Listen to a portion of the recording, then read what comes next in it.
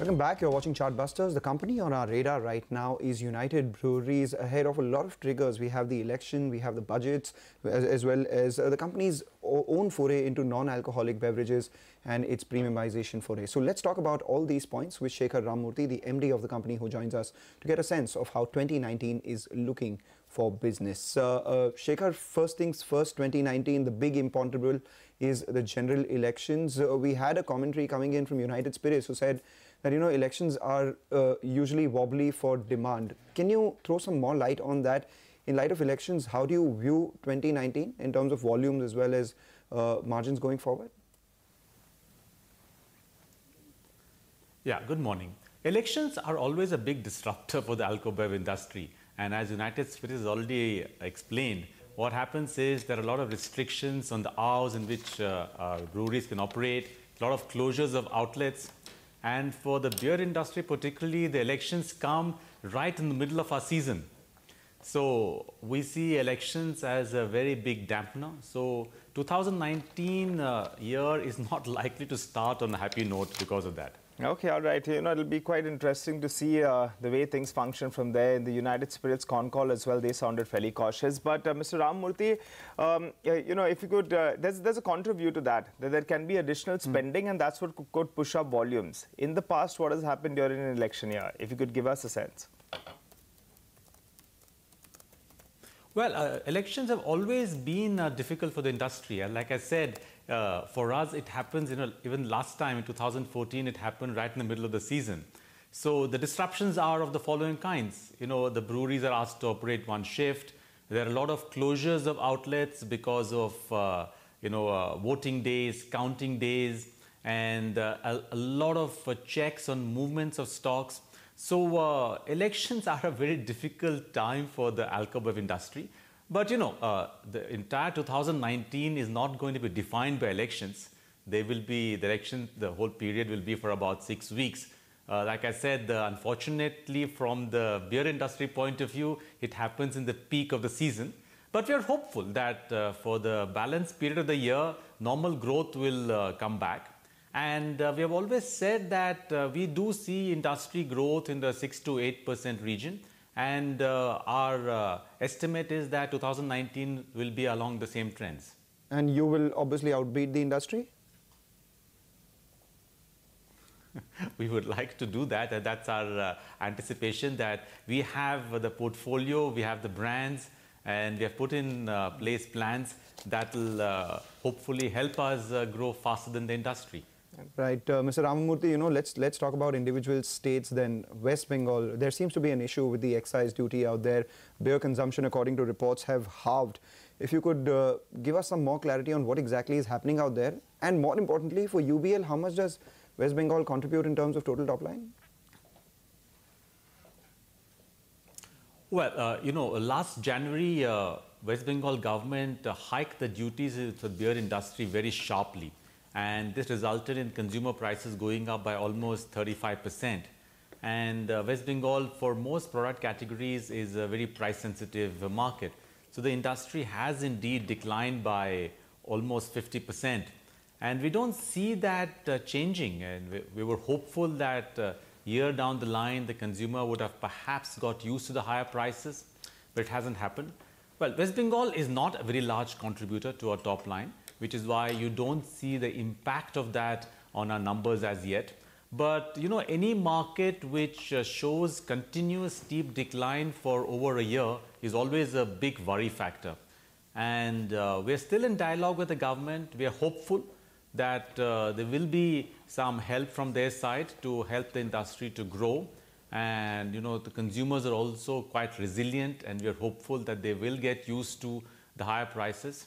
But in the short term, we see West Bengal to be a worry factor, and it will be quite some time before this decline will sort itself out. All right, Mr. Ramamurthy, your market share has been stable at around 51% odd. In the last year, the end of FY18, it moved to around 52.5% odd in terms of market share. Can you tell us how are things changing? Do you expect to hold on to this level? Can you better this market share? And also premiumization. You told us you have the portfolio. How much of your total sales come in from your premium products? Yeah. Well, overall, our market share is still very, very strong. We believe that our shares are upwards of 52.5%. So we are not just holding on to the share, we are adding to it. And like I said, over the last couple of years, we have added to our portfolio. We have launched premium strong beer brands like Kingfisher Storm, which is doing very well.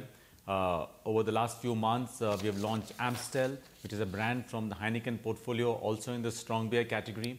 And the premium top end, our Ultra and Heineken are doing very well. We have also launched our non-alcoholic beers under the brand name of Kingfisher Radler. Now, clearly they operate in a completely different market segment. It's not alcohol.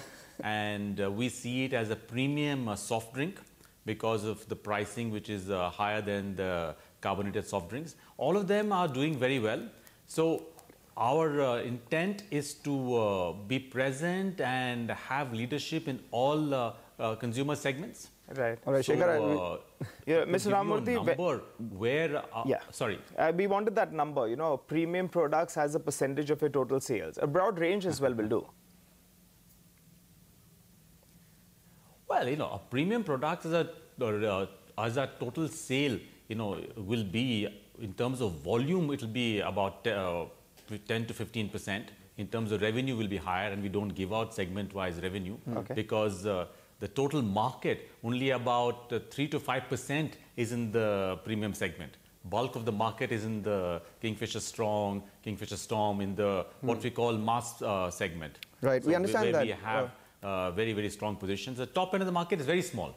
Shekhar, we'll take you up on the non-alcoholic bit. I will personally take you up on that because I'm a teetotaler. But a view on the margins front, because now you're talking about premiumization going forward. A lot of brokerages believe that going forward, UBL will not only be a volume story, it'll be a margin story. Some of that has played out. Your margins have increased. In the first half, it's around 20-21%. In the long term, what is your margin aspiration and what is achievable in this year and the year going forward?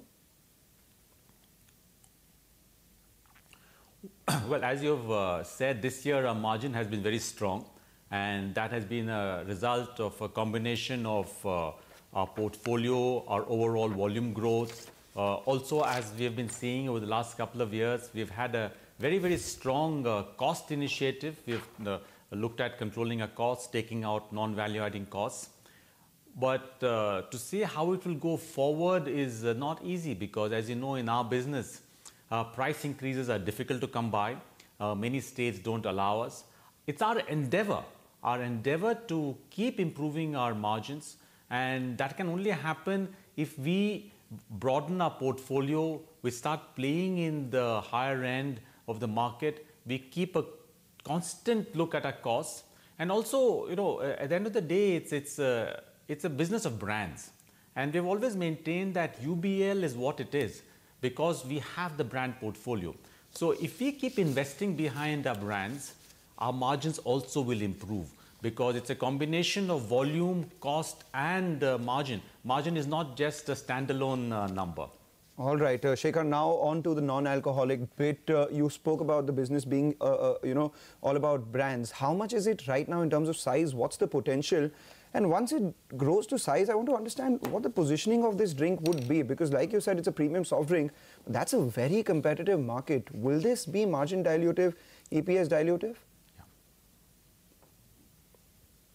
Well, firstly, what is it? It is, as you said, a premium soft drink. What is our ambition? Our ambition is to play in this huge non-alcoholic soft drink market.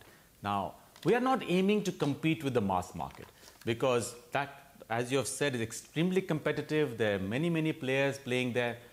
We are aiming to compete at the top end, the premium end, which is probably 2 to 5% of the entire carbonated soft drink market. That's where we have made our entry. As a teetotaler, what would make me have Kingfisher Radler? 45. What will make you have? It refreshes, tastes very good, And it's actually healthy also because it's got 30% less sugar than regular carbonated soft drinks. Which has a lot of sugar, so 30% lead So won't go be... for it. All right, cool. Nigel, would you choose that? No, actually, I'm just wondering whether or not this weather, we suddenly had this span which is quite cold out here, and my voice is not feeling too good as well. So I don't know whether beer sales are getting hit, but you please go ahead, Mangalam, and try the non-alcoholic. As Mr. Ramamurthy is telling us, it has a great potential and it will energize you. But you probably do with Red Bull with that, I think. I don't know. The Heineken, the Amstel is what I would look at. But thanks so much, Mr. Ramamurthy, for joining in, giving us all those details. It's going to be a challenging year. We'll try to do our bit in terms of consumption.